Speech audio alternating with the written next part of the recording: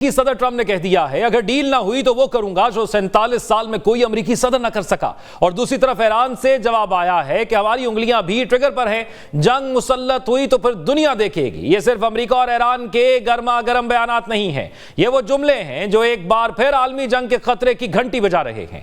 एक तरफ अमेरिकी सदर डोनाल्ड ट्रंप की धमकियां, दूसरी तरफ ईरान की ललकार और बीच में जारी हैं पाकिस्तान की मुज़ाकरात कराने की कोशिशें, जिन पर पूरी दुनिया की सांसें अटकी हुई हैं। ट्रंप ने साफ कह दिया है कि ईरान को जल्द और आसानी से घुटने टेकना होंगे, वरना हर पावर प्लांट, हर तंसीब तबाह कर दी जाएगी। यहां तक कि आबनाए हरमज की बंदिश को ईरान के लिए यौमिया $50 करोड़ के नुकसान से जोड़कर दबाव मजीद बढ़ा दिया गया है।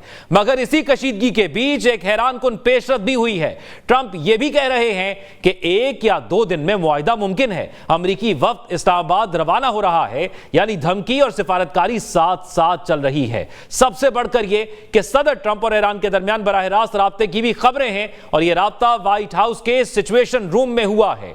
जी, व्हाइट हाउस का वो सिचुएशन रूम जहां फैसले सिर्फ अल्फाज से नहीं होते बल्कि तारीख का रुख मोड़ देते हैं। हफ्ते के सुबह एक हाई वोल्टेज इजलास हुआ जिसमें नायब सदर जेडी वेंस, वजीर खारजा मार्को रूबियो, वजीर दिफा पैट हेगेस्ट और वजीर खजाना Scott Bessent, chief of staff Susie Wiles, CIA director John Ratcliffe और जॉइंट चीफ के चेयरमैन डैन केन समेत अहम तरीन शख्सियत मौजूद थी।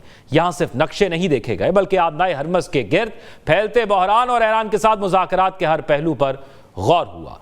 इतलात ये भी हैं कि इसी कमरे से सदर ट्रंप ने ईरानी हुक्काम और फील्ड मार्शल आसिम मुनीर से बराह रास्त राब्ता किया है। अब जरा ईरान का मौक़िफ़ हम आपको बता देते हैं। ईरान का मौक़िफ़ क्या है? अभी तक जो ईरान का मौक़िफ़ सामने आया है, जो उनका सरकारी मीडिया मौक़िफ़ दे रहा है, वो ये कह रहा है कि हम इस मुज़ाकराती अमल में शिरकत नहीं करेंगे तब तक जब तक जो नाकाबंदी बहरी की गई है स्टेट ऑफ हरमोज के आगे ईरान के इर्द गिर्द, उसको खत्म नहीं किया जाता। अब सवाल यह है कि अगर मुज़ाकरात इतने करीब हैं तो फिर बयानबाजी और जंग का मैदान क्यों गर्म हो रहा है? अमेरिकी मीडिया रिपोर्ट कर रहा है कि वाशिंगटन ने मशरिक़ वुस्ता में मजीद 10,000 फौजी भेजने का फैसला किया है। पहले से मौजूद 50,000 के साथ अब तादाद 60,000 हो जाएगी। यानी बातचीत भी और जंगी तैयारियां भी। यही नहीं, अमेरिका ने अपनी कारसाज कंपनियों को भी मैदान में उतार दिया। जनरल मोटर्स और फोर्ड जैसे इदारों को असलहा साजी बढ़ाने की हिदायत दी जा चुकी। मतलब मईशत भी जंगी मूड में जा रही है। अमरीकी मंसूबा यह है कि बैनुल-अक़वामी समुद्रों में ईरानी ऑयल टैंकर्स और तिजारती जहाजों को कब्जे में लिया जाए। अगर ऐसा हुआ तो यह सिर्फ इक्तिसादी दबाव नहीं बल्कि खुली महाजराई होगी, जिसका दूसरी तरफ से सख्त जवाब आ सकता है। ईरानी आला कौमी सलामती कौंसिल ने तस्दीक की है कि अमेरिका की नई तजावीज़ ज़ेर गौर हैं, मगर साथ ही वाज़ेह पैगाम यह दिया है कि अब कोई रियायत नहीं दी जाएगी। ईरानी फौजी क़यादत का लहजा मजीद सख्त हो रहा है। ब्रिगेडियर जनरल मोहम्मद रजा का कहना है कि अगर जंग दोबारा मुसल्लत हुई तो यह आलमी जंग में बदल सकती है और ईरान जदीद मिसाइलों से जवाब देगा। ईरानी आर्मी चीफ अमीर खातमी ने वार्निंग दी है कि हमारी उंगलियां ट्रिगर पर हैं, आखिरी सांस तक लड़ेंगे। दूसरी तरफ यमन के हौसी भी मैदान में कूद पड़े हैं, बाबुल मंदब बंद करने की धमकी देते हुए। उनका कहना है कि ऐसी बंदिश होगी कि इंसान क्या, जिन भी बाबुल मंदब को नहीं खोल सकेंगे। सोचिए, अगर हरमज और बाबुल मंदब दोनों बंद हो गए तो आलमी तिजारत का क्या होगा? खबरें कि ईरान और अमेरिका में 2 मामलात पर डेडलॉक है। एक आबनाए हरमज जहां से दुनिया का बड़ा हिस्सा तेल का गुजरता है, दूसरा ईरान का यूरेनियम जिस पर अमेरिका को खदशा है कि ईरान एटमी सलाहियत बढ़ा रहा है।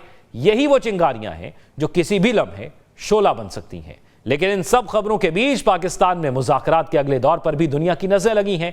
28 फरवरी को जंग के आगाज और मार्च के महीने में डेडलाइंस के बाद अप्रैल में जंगबंदी, फिर नाकाबंदी, धमकियां और जवाबी धमकियों के दरमियान ये मुज़ाकरात बहुत अहम हैं। एक तरफ मुआहिदे की उम्मीद है, दूसरी तरफ जंग की तैयारियां, जिसके दरमियान इस्लामाबाद में हाई अलर्ट, नूर खान एयरबेस और एयरपोर्ट के गिर्द सख्त सिक्योरिटी है। घरों की छतों पर एहलकार तैनात हैं और मखसूस इलाकों में रेस्टोरेंट्स, पार्क्स, मार्केट्स बंद करवा दी गई हैं। यह सब किसी आम दौरे के लिए नहीं बल्कि इस मुलाकात के लिए है जो तारीख बदल सकती है। क्या सिर्फ जेरेड कुशनर और स्टीव विटकॉफ ही आएंगे या ट्रंप खुद भी आ सकते हैं? क्या इस्लामाबाद में होने वाले मुज़ाकरात का यह दूसरा दौर दुनिया को अमन की खुशखबरी सुनाएगा?